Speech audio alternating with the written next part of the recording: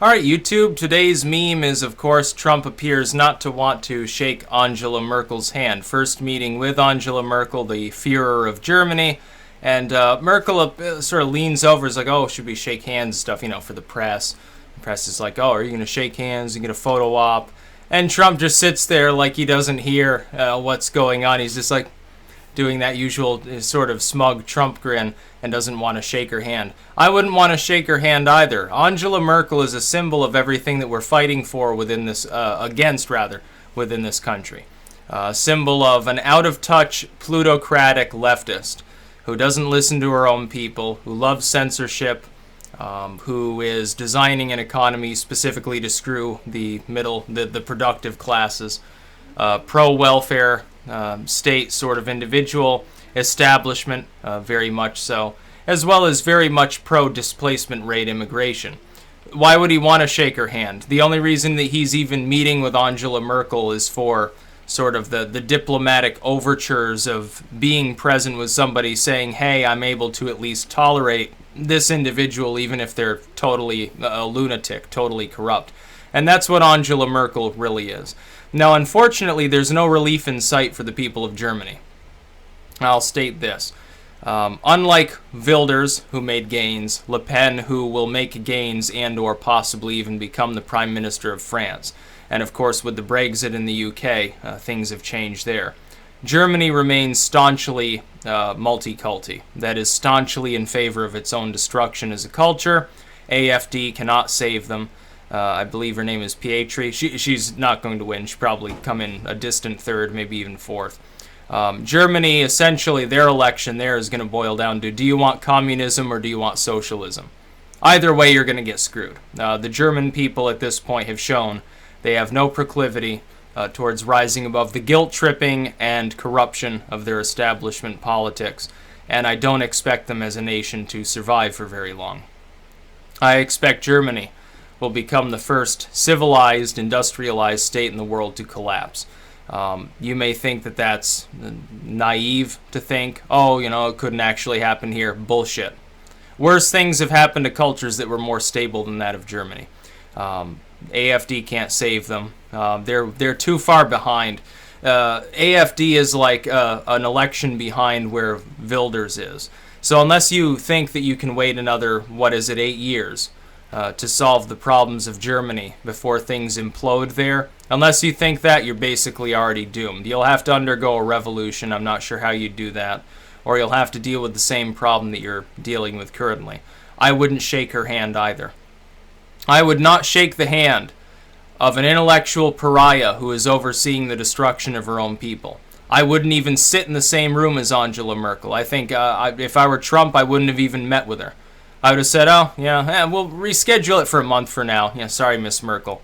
Oh, a month later? Oh, yeah, reschedule it for a couple months later. I got to meet with somebody who actually matters. Germany is simply going Fourth Reich mode, only this time under Marxism. Angela Merkel is pledged towards the destruction of her own people as well as the people of all of the continent of Europe by drawing them into a closer and closer entanglement so that they can be collapsed, so that they can be intellectually degraded, so that they can be displaced and destroyed. I have zero respect for Angela Merkel. I don't understand why a single German deals with her crap. Here you have the most corrupt individual within Europe. Hollande looks honest next to Angela Merkel. She says weeks ago, oh yeah, maybe we should do something about, it was maybe a mistake to admit all the migrants. Then she doubles down a few weeks later and says, oh, by the way, we're going to need millions more over the next decade. She says, oh, we might need to do something about the burqa because that's, non-assimilation. We want people to assimilate. Then she completely ignores her own statement a few weeks later. And the German people are still hoodwinked by it. They've been convinced that they're so guilty, that they're so beyond redemption that they have to literally deal with whatever shit the establishment, which claims that it's for reparations and all of these groups that were abused by Germans, 100 years ago. They have to deal with whatever crap they hand to them. I disagree. That's not the way that the United States needs to do business. We don't need our president meeting with pariahs. We wouldn't like it if he met with Kim Jong-un, would we? A lot of Republicans wouldn't like it if he met with the leadership of Iran. Hell, meet with the leadership of Iran before you meet with Angela Merkel, someone who's trying to destroy some of our closest allies in Europe by drawing them together into a currency bloc that doesn't work, a very pro-censorship, pro-totalitarianism leftist bloc that doesn't work socially, that's just going to grind down the economic engine of Europe at the same time that it destroys all the cultures therein. And the people that stand up against her, she threatens, openly. She openly now threatens, oh, we're going to pour refugees into Poland. We're going to pour refugees into Hungary.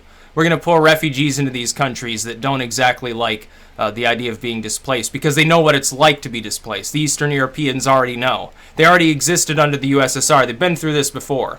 They know what happens when some foreign state amalgamates itself with their states, pumps it full of other individuals and other ideologies, and grinds down the population with overt censorship. They know what it's like. They've been through it before. They've suffered enough. And I'm not surprised that they're tired of it. I'm not surprised that Le Pen is swearing that if she gets elected prime minister, she's going to drag half of Eastern Europe off, out of the EU entirely, snap it entirely out of that arrangement.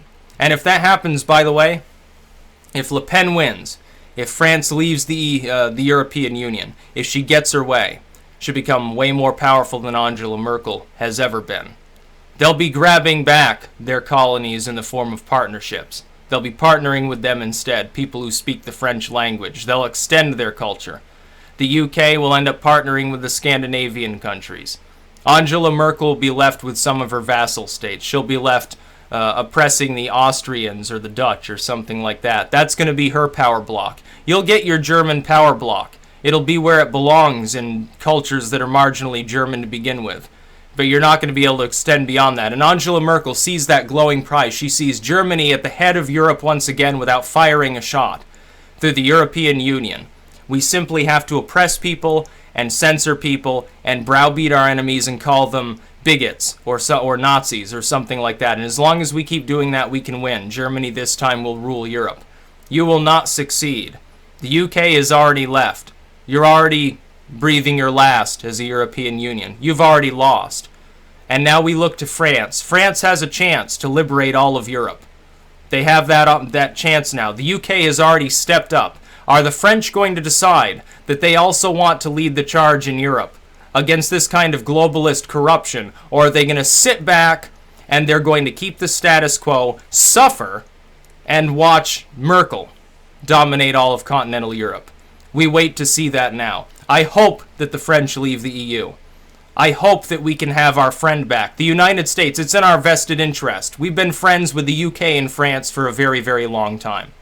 We want our friends back. We want our buddies back. We don't want them to be part of some homogenized Europe.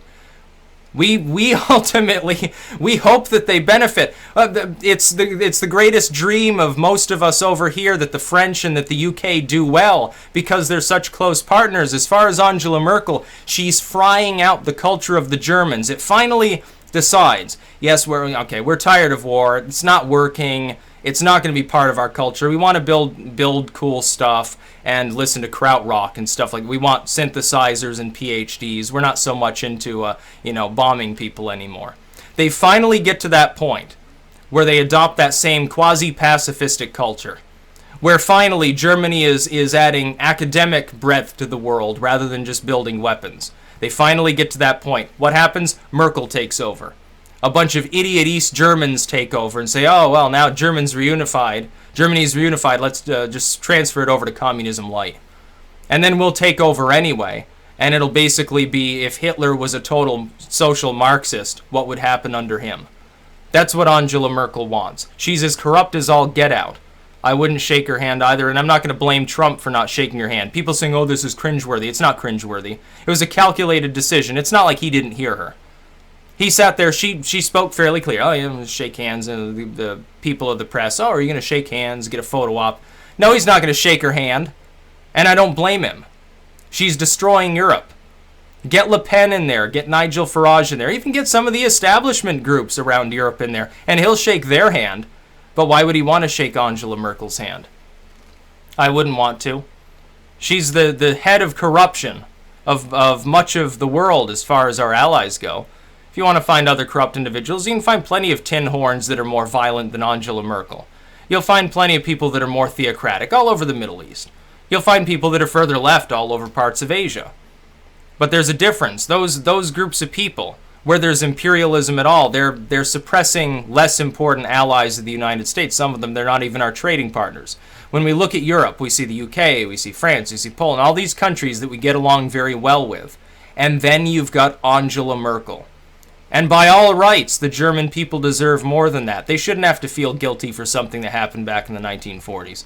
Angela Merkel keeps harping on it. Oh, let's send some more gold over to Israel because somehow this is going to help people that are already dead by paying people that aren't even originally from the Middle East, often didn't even suffer under the Holocaust. Somehow this is going to help the situation. No, it'll only help you mentally, but you've already browbeaten your own population mentally into thinking that they're responsible for what happened back then. You got some 15, 16-year-old German kid, and they're being told every day, day in and day out, oh, your ancestors were evil, they were barbarians, we did such horrible things, we need to accept any comer, we need to bend over backwards and destroy our culture because we're beyond redemption. That's what Angela Merkel represents. I have zero respect for that old woman. And she looks like she just smelled a slug of diarrhea at all times, even when she's laughing and smiling. Didn't she at one point?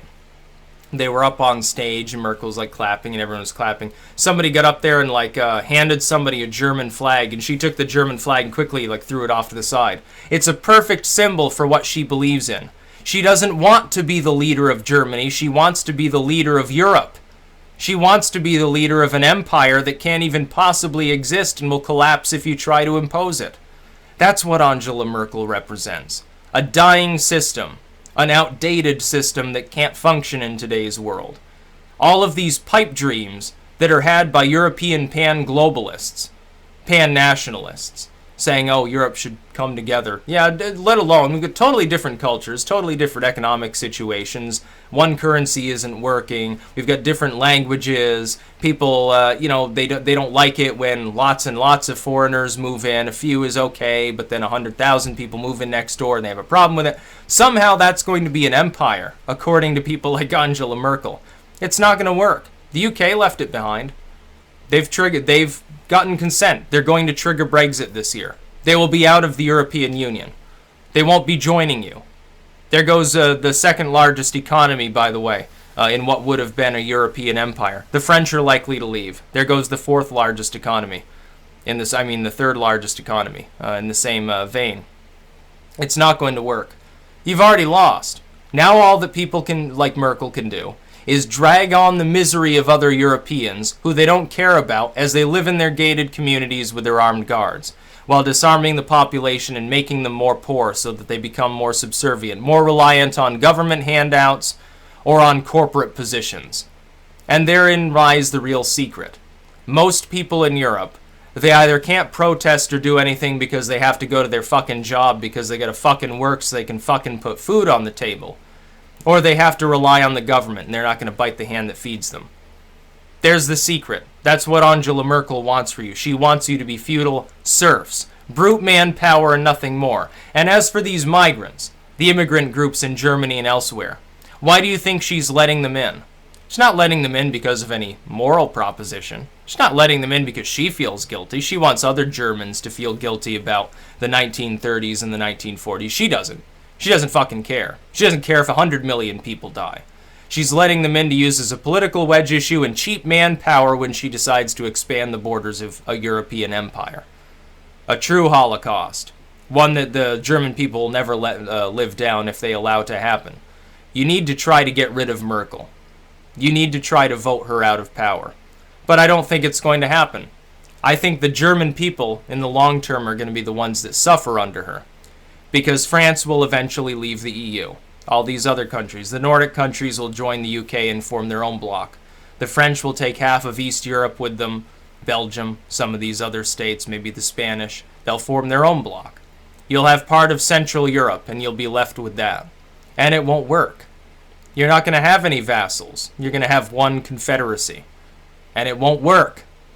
Angela Merkel wants to rule the world, and it won't work. There are too many people standing in her way. When they sit there worrying about the Russians, oh, the Russians this, the Russians that, the Russian populists, the Russian Nazis, the Russian communists. Far left, far right. It's all Russia, all the way down. Don't you think the United States is going to stand in your way, Miss Merkel? Do you honestly expect us to congratulate you for denigrating the fabric of your own culture? Because that's just what we're seeking to avoid over here. That's why we voted for Trump in the first place. Why on earth would you expect him to shake your hand? I don't think he wants your cooties on his hand. Ultimately, Trump is a mild reformer. He is not perfect. He's got plenty of character flaws. But he's way better than Angela Merkel, let me tell you. That's about all. Peace out.